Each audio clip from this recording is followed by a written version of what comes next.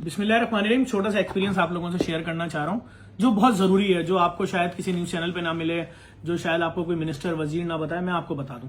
आज हुआ कुछ इस तरीके से कि हम अपनी अफ्तारी में गए, वहां से हम गए नुमाइश चौरंगी पे, अफ्तार जो जेडीसी का चल रहा है उसका आखिरी दिन था, वहां पे गए, वहां से गवर्नर हाउस गए।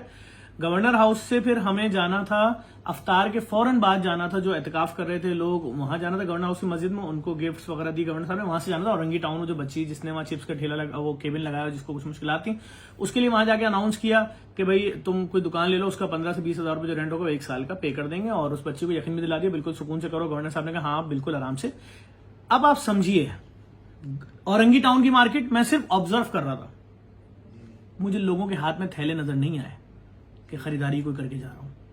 हैदरी पहुंचे, जब मॉल वाली साइड पे गए, दुकानें खाली थी। जहां छोटे केबिन लगे होते हैं, जहां पे पथारे लगे होते हैं, वहां पे थोड़ा बहुत रश था, लेकिन वहां भी लोगों के हाथ में चीजें नहीं थी। उसके बाद हम तारिक रोड पहुंचे। आप यकीन जाने शायद रात के 10 बज रहे होंगे, शायद रात के 10 बज रहे होंगे। मार्केटों में लोग नहीं थे, दुकानों में वो जो क्राउड होता है देखने वाला, वो क्राउड भी नहीं था। उसके बाद वहां की एसोसिएशन के दफ्तर जो उनका कैंप लगा था, वहां गए, उनसे बात की। उन्होंने कहा हम रो रहे हैं कि हमारे लोग ये दुकानों का 2-2, 2.5 लाख रुपए जो रेंट लेके बैठे हुए थे, भरेंगे कैसे? आने वाले 2-3 महीने इनके कैसे गुजरेंगे?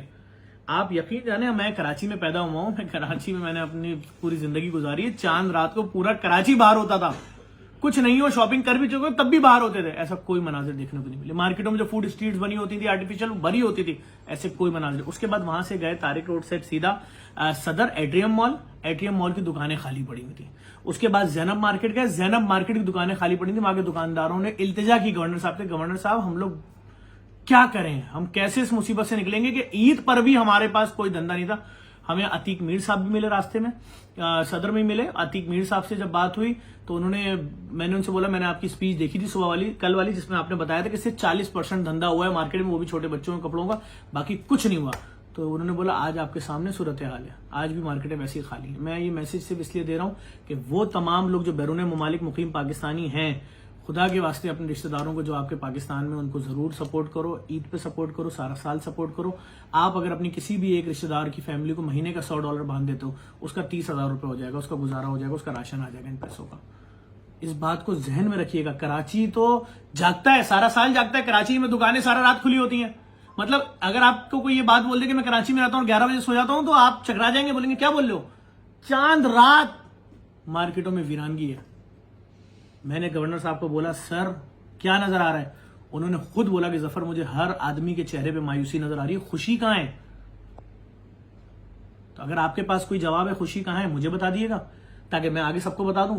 बाकी जहां तक गुमरानों की बात है, इनको शायद हमारी बात नहीं समझ में आई। आवाम के बहुत मुश्किल हालात हैं, और खुदा के वास्ते अपने गरीब रिश्तेदारों के घर पे जाइएगा ईद मिलने के लिए, अपने उन रिश्तेदारों के घर में जाइएगा ईद मिलने के लिए जिनसे आप सिर्फ इसलिए नहीं मिलते कि उनके पास पैसे नहीं, वसाइल नहीं। और जब उनके घर जाइएगा तो उतनी ही ईदी दीजिएगा उनके बच्चों को जितने आप पैसे वाले अपने रिश्तेदारों के बच्चों को देते हैं, ताकि उन बच्चों को तो शायद वो पैसे की टॉफी चॉकलेट खा लेंगे, ये इनके बच्चों को जब ईदी दोगे ना, तो आपके जाने के बाद ही अपने बाप को देंगे, अब्बू 5-5 हजार रुपए देकर गए, 15,000 हमारे आधे महीने का राशन आ जाएगा।